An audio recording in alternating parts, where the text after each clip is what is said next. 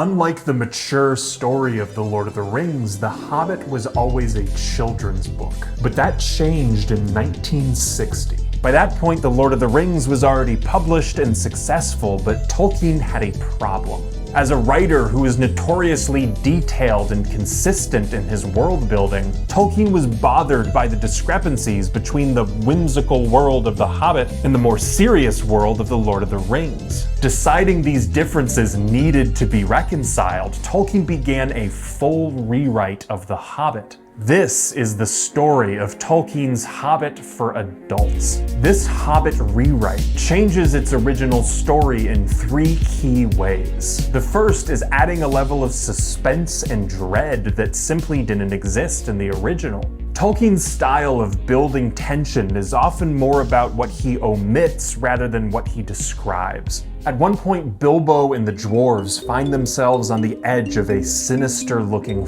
forest. But instead of a Lovecraftian description of what makes it creepy, the dwarf Balin simply says he, quote, doesn't like the look of these woods. Their horses, quote, turn their noses north as if something there alarmed them, forcing us to imagine what that something is. But where Tolkien applied a less is more approach to suspense building, he adopts a more is more approach to world building. Annoyed by the large discrepancies between Bilbo and Frodo's journeys to Rivendell that, quote, not even the confused memories of Bilbo could explain, Tolkien began creating detailed maps and itineraries, revising distances and altering the specifics of Bilbo's quest in order to, quote, fit the more precise geography of The Lord of the Rings, the first book of which covers the same ground. Look, Frodo, it's Mr. Bilbo's trolls. This new Hobbit adds references to people and places that didn't exist when the story was published in 1937, but were now familiar to readers of The Lord of the Rings, including the prancing pony in Bree and the rangers operating around Rivendell. The goal Tolkien emphasizes in this section is to make the story less whimsical and more, quote,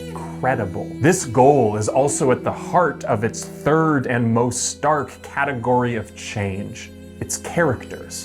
Instead of the, quote, little old man in a pointed hat he was initially conceived as, Gandalf is now the impressive and intimidating figure we recognize from The Lord of the Rings. But John Ratliff, author of The History of the Hobbit, observes that this change comes at a price. The wizard is more distant to the audience, and his intrusion on Bilbo's life seems a bit more harsh. Tolkien also revised the 13 dwarves to give them more distinct personalities, but none of them changed as much as Thorin Oakenshield. In the original story, Thorin is introduced as a nearly flawless hero, whose corruption by greed and dragon sickness comes as a surprise. But in this new version of The Hobbit, Tolkien presents his flaws early to better justify his transformation. Thorin is immediately more territorial, possessive, and resentful of the wrongs done to his people. But where new Thorin is more self-possessed and threatening, new Bilbo is more incompetent and silly. Tolkien draws harsher lines between the peaceful resident of the Shire and the desperate dwarves who have less patience for his inexperience. This firmware-updated Bilbo is so naive he expects to reach the dragon Smaug in just a couple days. Tolkien presumably wanted to accentuate Bilbo's character arc, beginning with more incompetence and ending with more wisdom. All of these factors converge into a reimagining of The Hobbit that is more adult, credible, and consistent with The Lord of the Rings. After rewriting the story up to Rivendell, Tolkien sent his material to a friend he trusted. They loved it, but spoke 8 words that caused Tolkien to abandon the project. Quote, "This is great, but it's not The Hobbit." We don't know who this friend was, but we do know that Tolkien agreed. After investing so much effort into changing the story's tone, Tolkien began to regret its absence. The Hobbit clearly defines its tone on its first page. Quote, "This is the story of how a Baggins had an adventure." Compare this whimsical tone with The Lord of the Rings, the story about a different Baggins inheriting the burden of Bilbo's adventure,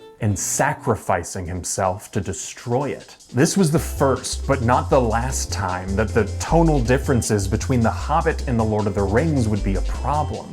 50 years later, after the wild success of the Lord of the Rings movies, director Peter Jackson began adapting The Hobbit. But where Tolkien understood that the story needed one consistent tone, Jackson chose to blend its children's book whimsy with the more serious tone of The Lord of the Rings, which, along with the addition of a lot of non-Tolkien material, led to questionable results. Nothing demonstrates its tonal whiplash more than the Battle of Dale, where the slaughter of elves, men, and dwarves is intercut against whatever this is. Alfred, your slip is showing.